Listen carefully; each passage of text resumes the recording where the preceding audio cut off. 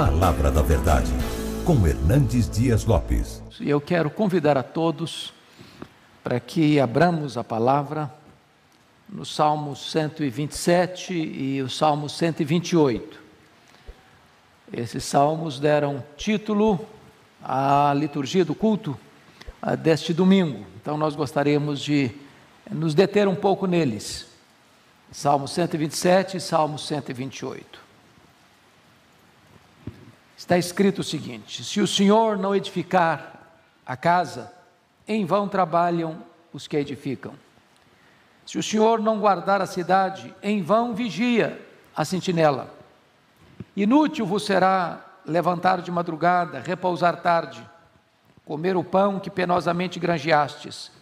Aos seus amados, Ele o dá enquanto dormem. Herança do Senhor são os filhos, o fruto do ventre, seu galardão. Como flechas na mão do guerreiro, assim os filhos da mocidade. Feliz o homem que enche deles a sua aljava, não será envergonhado, quando pleitear com os inimigos à porta. Bem-aventurado aquele que teme ao Senhor e anda nos seus caminhos. Do trabalho de tuas mãos comerás, feliz serás, e tudo te irá bem. Tua esposa no interior de tua casa será como a videira frutífera, teus filhos como rebentos da oliveira à roda da tua mesa. Eis como será abençoado o homem que teme ao Senhor. O Senhor te abençoe desde Sião, para que vejas a prosperidade de Jerusalém durante os dias de tua vida, vejas os filhos de teus filhos, paz sobre Israel. Amém. Eu quero pensar com vocês sobre o tema os princípios para uma família feliz. O livro de Salmos, o maior livro da Bíblia, na verdade é uma coletânea de livros. Ele foi categorizado em 5 livros. E é o livro que mais tempo se demorou para ser composto, porque aproximadamente se demorou 1100 anos para se escrever o livro de Salmos. E um exemplo clássico disso está aqui, o Salmo 127, que é atribuído a Salomão, e o 126, que é um salmo pós-cativeiro babilônico. Se Salomão viveu, por exemplo, por volta do ano 1000 e pouco, o cativeiro aconteceu depois do ano 500, então só aqui você já está falando de 500 anos de um salmo para o outro. Mas há salmos de Moisés, que viveu 1500 anos antes de Cristo. Então, é um livro com vários livros, chamado Pentateuco da poesia, e se os livros da Bíblia falam a nós, Salmos fala por nós, porque ele é composto de louvor, de lamentos, de queixas, de exultação, dos momentos mais festivos e dos momentos mais dolorosos da vida. Esses 2 salmos que acabamos de ler, eles retratam a família e mostram para nós uma espécie de mapa para a família feliz. E antes de entrar na exposição, eu queria fazer um diagnóstico do nosso auditório. Quantas pessoas estão entre nós aqui que são solteiras ou viúvas e desejam se casar? Tem alguém aqui dessa forma, solteiro? Está sonhando aí com casamento? Os adolescentes também, Pablo. É assim mesmo. Quantas pessoas que estão aqui nesse auditório que têm filhos pequenos?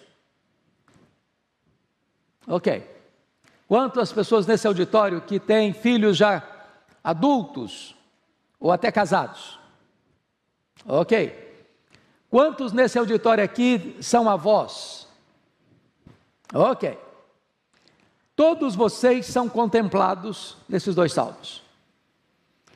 Para nós entendermos qual é o segredo para uma família feliz, eu convido vocês a examinarem comigo o Salmo 127, versos 1 e 2, porque eles tratam daquilo que é essencial na família. Primeiramente, o casamento. E o verso 1 começa assim: se o Senhor não edificar a casa, em vão trabalham os que edificam. Se o Senhor não guardar a cidade, em vão vigia a sentinela. Gente, não basta apenas um rapaz e uma moça se gostarem, se amarem, terem bons princípios, uma boa formação e fazer uma festa bonita na cerimônia para ter um casamento feliz. O casamento feliz, ele precisa ter Deus como alicerce, Deus como edificador, Deus como protetor. Se nós construirmos o nosso casamento, a nossa família, apenas em cima dos nossos sentimentos, por mais nobres que sejam, a família pode não suportar as tempestades que vêm sobre ela. Há momento em que o sentimento pode estar andando na reserva, com o tanque vazio. Nesta hora, a aliança, o compromisso, o entendimento de que aquele casamento foi feito na presença de Deus, e Deus é o alicerce, Deus é o edificador e Deus é o protetor, é que sustenta o casamento nas horas de turbulência. É por isso que o texto diz: se o Senhor não edificar a casa, em vão trabalham os que edificam. É preciso ter um cordão de 3 dobras, o marido, a esposa e o Senhor Jesus. Se não tivermos essa consciência da presença de Deus no lar, se nós não tivermos essa consciência de que a presença de Deus é a base, é o alicerce, poderemos construir sobre a areia, e a areia não suporta a chegada de uma tempestade. Esse é o primeiro ponto. Em quem vocês edificaram o casamento, a família de vocês. É preciso que Deus seja esse fundamento. Segunda área fundamental de uma família é o trabalho. Veja vocês que não estava nada programado com o sermão, mas a cerimônia que nós acabamos de ver aqui, formandos de um curso profissionalizante, retrata a importância do trabalho para a família. Olha o versículo 2 comigo. Inútil vos será levantar de madrugada, repousar tarde, comer o pão que penosamente granjeastes, aos seus amados ele o dá enquanto dorme. Deus não está aqui colocando o trabalho como algo irrelevante, desnecessário, mas Deus está orientando a respeito do trabalho. Porque quando dois jovens se casam, é bem verdade que parece que o mapa está mudando, eu vou explicar. E eu não sou tão velho assim, mas na minha época, via de regra, a gente se casava com muito amor no coração e com grandes sonhos na alma, mas com o bolso vazio. Acho que com vocês deve ter sido diferente. Se construía juntos. Hoje a moçada está querendo casar com tudo pronto. Nada de errado com isso. Nada de errado com isso. Porém, cuidado para que a sua estabilidade financeira não seja um alvo tão desejado por você, que você não tem tempo mais para Deus. Você gasta todo o seu tempo, toda a sua energia, toda a sua concentração em ganhar dinheiro. Até achando que se você tiver muito dinheiro, seu casamento vai estar solidamente plantado. Não é verdade isso. Essa semana está circulando aí nas redes sociais, e Bill Gates, é isso mesmo? Está divorciando. Bom, se dinheiro segurasse casamento, ele podia viver casado 1000 anos. Dinheiro não é o fundamento principal de uma família feliz, embora ele é necessário. Então o que o texto diz? Inútil vos será levantar de madrugada, repousar à tarde, ou seja, o camarada está trabalhando mais tempo do que poderia ou até deveria. E mais, comer o pão que penosamente granjeastes. Ele não está nem saboreando o pão, ele está comendo o pão assim, correndo. Sabe o que é camarada que faz 20 minutos de almoço, que tem que voltar para o trabalho? E ele nem mastiga direito, ele nem digere direito, ele não descansa direito, ele não delicia direito na comida. Ele quer trabalhar, porque tem que ganhar mais, tem que fazer mais, tem que conquistar mais, tem que ajuntar mais. E de repente nós estamos acumulando e acumulando e acumulando coisas, e a vida mais vazia, o casamento mais seco. E Deus está dando uma promessa aos seus amados, Ele o dá enquanto dormem. Então faça o seu melhor, se profissionalize mesmo, se especialize mesmo, avance mesmo em conquistas de conhecimento da sua profissão, do seu trabalho, mas não se esqueça de que o trabalho não pode substituir Deus na sua vida. Não se esqueça que o seu cônjuge tem mais importância até do que esse corre maluco para ganhar mais dinheiro. Aos seus amados, Deus o dá enquanto dorme. Bom, mas vem a terceira fase do casamento, que é a chegada dos filhos. Primeiro o casamento, depois o trabalho, depois a chegada dos filhos. Olha o versículo 3 comigo: herança do Senhor são os filhos, o fruto do ventre, seu galardão. Olhar para os filhos como herança de Deus é algo maravilhoso, porque herança é aquilo que você recebe sem trabalhar, sem merecer, você recebe. No momento em que você entende que os seus filhos vêm de Deus, e que eles são confiados a você como herança, para que você os nutra, para que você os crie, para que você os ensine, para que você os discipline, para que você os prepare para a vida, para que você os consagre para Deus, tudo vai mudar na perspectiva da criação dos filhos. Eles são herança de Deus. Eles não são seus, são confiados a você.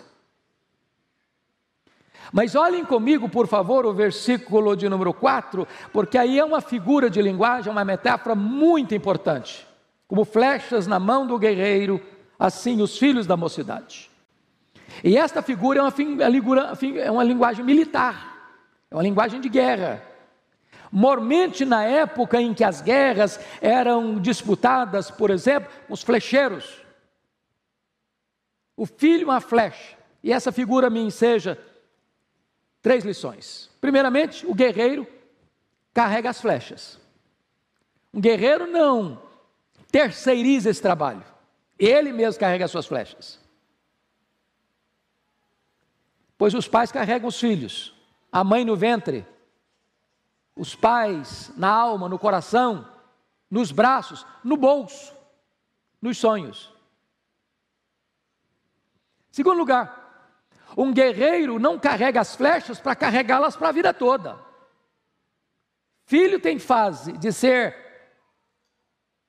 cuidado pelos pais, sustentado pelos pais, e tem fase que não dá mais para ficar sustentando a vida inteira. É claro que tem suas exceções, e nós não estamos tratando das exceções, mas chega uma hora que o guerreiro faz o que com a flecha? Lança a flecha, lança para longe. Por quê? Porque nós não criamos filhos para nós, nós preparamos os filhos para a vida. Equivocam-se aqueles que querem sempre manter os filhos bem pertinho. Então casa um filho, faz um puxadinho na casa, casa outro filho, mais um outro puxadinho na casa, e vira um clã. E aí, se o marido dá uma bronca na mulher, ou a mulher dá uma bronca no marido, isso nunca acontece com os casais que estão aqui presentes, a sogra ou o sogro vê e fica irritado. O casal se resolve daqui a 10 minutos, o sogro, a sogra fica de mal o resto da vida. Então quem casa, quer casa. É melhor você morar numa meia água do que morar num palacete com seus pais depois que casa. Esse é o princípio de Deus. Primeiro princípio do casamento é: deixa o homem, seu pai e sua mãe, se une à sua mulher, tornando-se os dois uma só carne. Então filhos são para ser lançados, prepará-los para a vida. Em outras palavras, tem pais cujos filhos são casados, mas eles querem ainda controlar os filhos. Deixa os meninos, solta. Eles precisam tomar as decisões deles. Você pode ajudá-los, você pode orientá-los, mas via de regra, quando você é solicitado a fazê-lo. Você lançar a flecha. Mas a terceira imagem da flecha que eu acho importante é que o guerreiro não joga suas flechas a esmo, joga no alvo certo. Em outras palavras, os pais precisam lançar os filhos, mas a lançá-los no alvo certo. Eles devem ser preparados para serem servos de Deus, servas de Deus, para viverem para a glória de Deus, para fazerem a obra de Deus, para investirem no reino de Deus.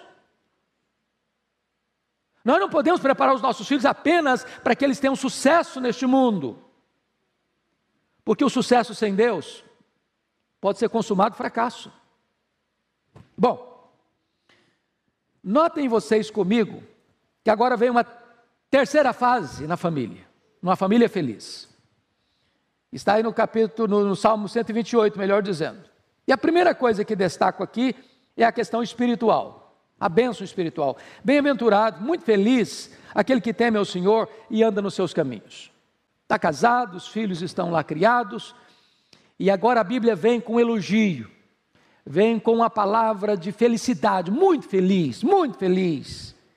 Não é aquele que alcançou o máximo da riqueza, não é aquele que conquistou os troféus todos e medalhas todas de honra ao mérito, não é aquele que galgou os pontos mais altos da realização profissional, não. O que está escrito? Bem-aventurado aquele que teme ao Senhor e anda nos seus caminhos. Temor do Senhor é o princípio da sabedoria, e andar nos caminhos de Deus significa uma vida de obediência, de integridade.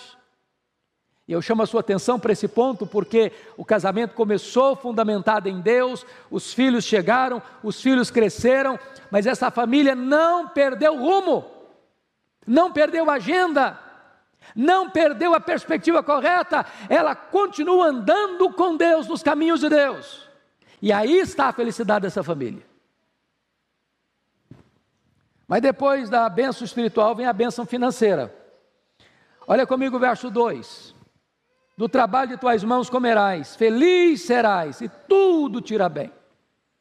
Irmãos, há princípios importantes aqui a serem considerados. Primeiro, você deve comer do trabalho das suas mãos. O que significa isso? Integridade. Talvez esse mundo aí oferece muitas outras alternativas para você. De você, numa tacada só, ganhar muito dinheiro. Mas para isso você vai ter que transigir, você vai ter que vender sua consciência, você vai ter que transigir com os seus princípios, você vai ter que abrir mão da sua fé, você vai ter que fazer negociatas perigosas, que lá na frente vão ser um laço para a sua alma. Então você deve comer do fruto do seu trabalho. Seja íntegro, seja honesto. Não venda a sua alma. Não transija com valores absolutos. E ele está ali afirmando outra coisa. Se você assim fizer, você pode até não ter muito, mas vai ter o suficiente para ser feliz. Muito feliz.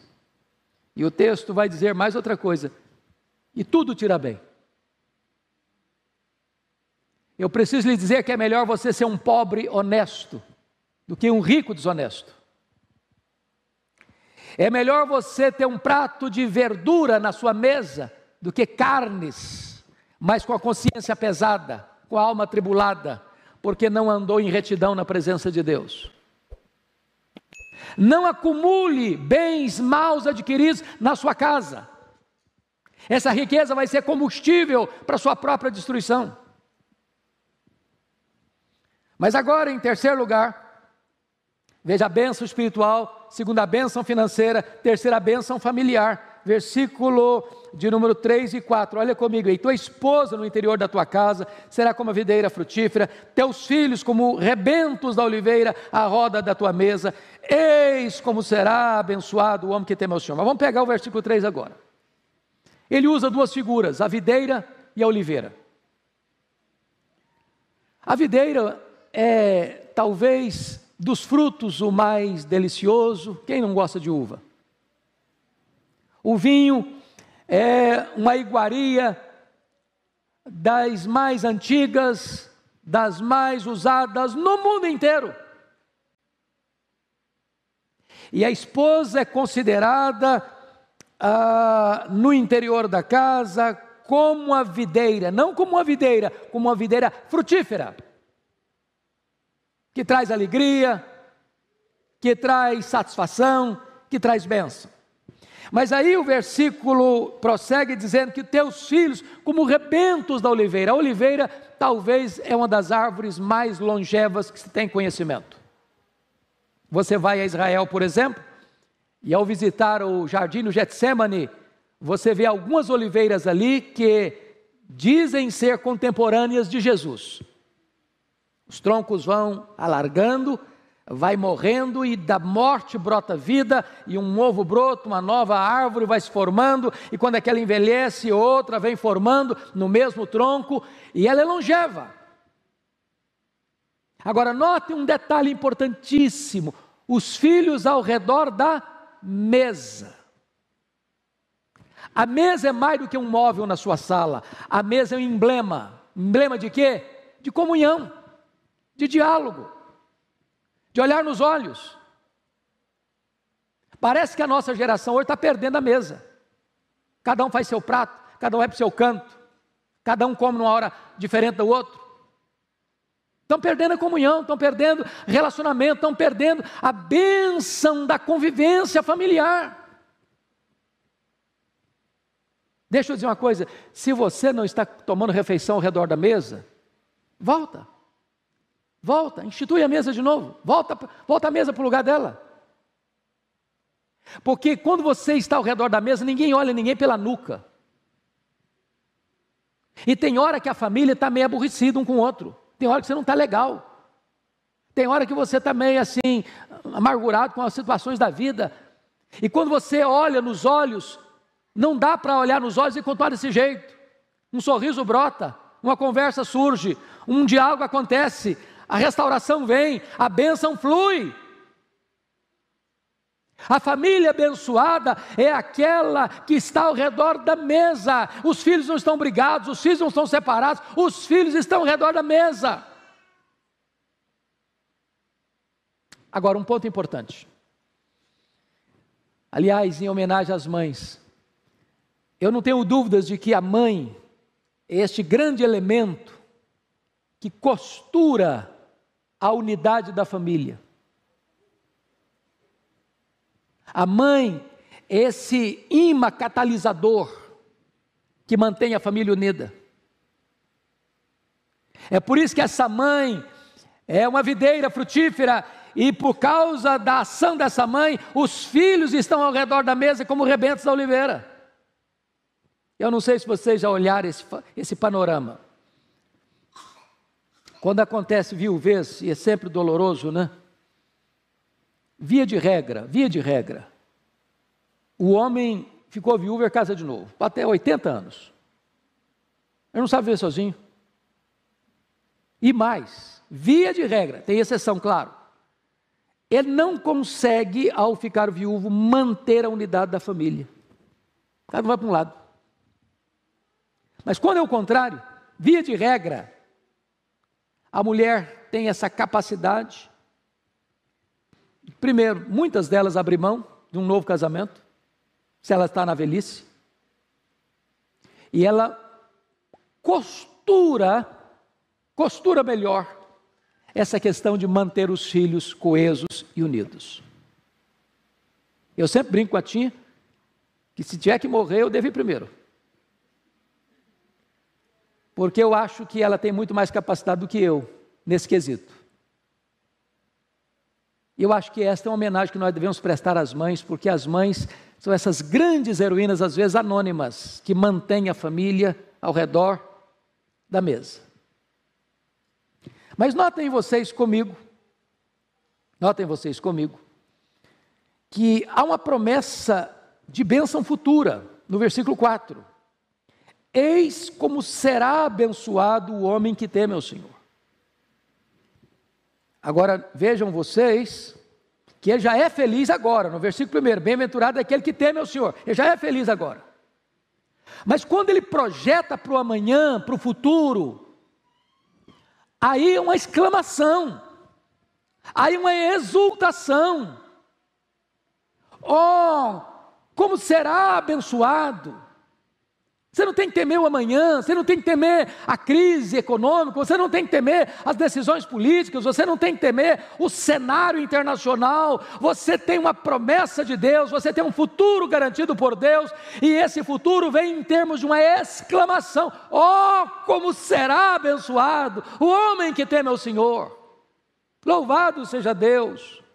Porque podemos ter famílias sólidas, famílias felizes, famílias unidas, famílias que têm a bênção do eterno para a sua jornada. Mas finalmente, esse texto retrata para nós a quarta fase da família. Versículos 5 e 6. Olha comigo. O Senhor te abençoe desde Sião, para que vejas a prosperidade de Jerusalém durante os dias de tua vida, e vejas os filhos de teus filhos, pais sobre Israel.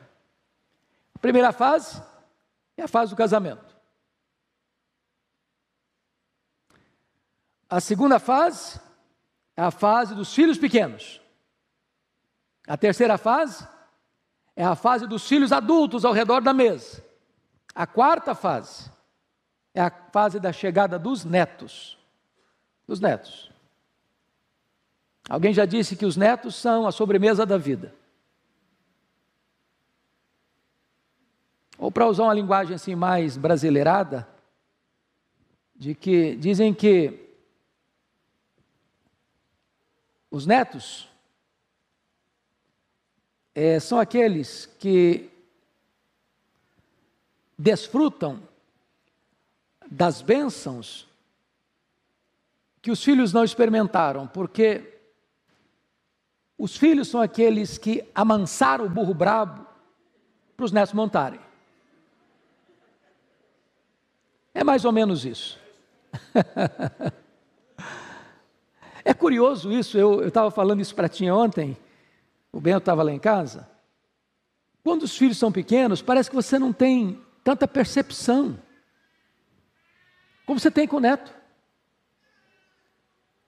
A criança é igual uma esponja, igualzinho uma esponja, o que você ensina, ela aprende e repete.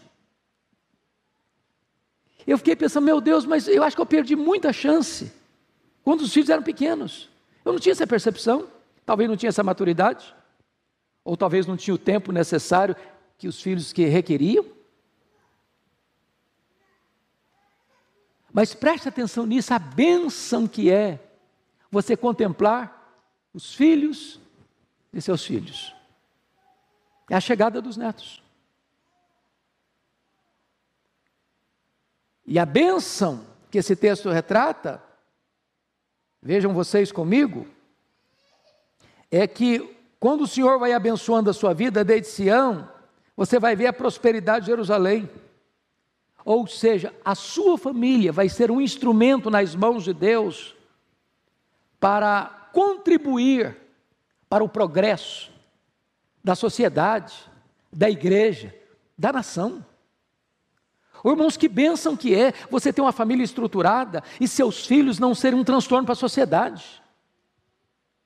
O Estado não precisa gastar dinheiro com seus filhos, com drogas, com prisão. Mas seus filhos, porque foram criados no temor do Senhor, na sabedoria de Deus, da palavra de Deus, quando você entrega esses filhos à sociedade, eles vão ser bênção, eles vão ser construtores, eles vão ser colaboradores, eles vão contribuir para que a nação seja melhor, mais próspera, mais abençoada. O valor da família, o valor da família.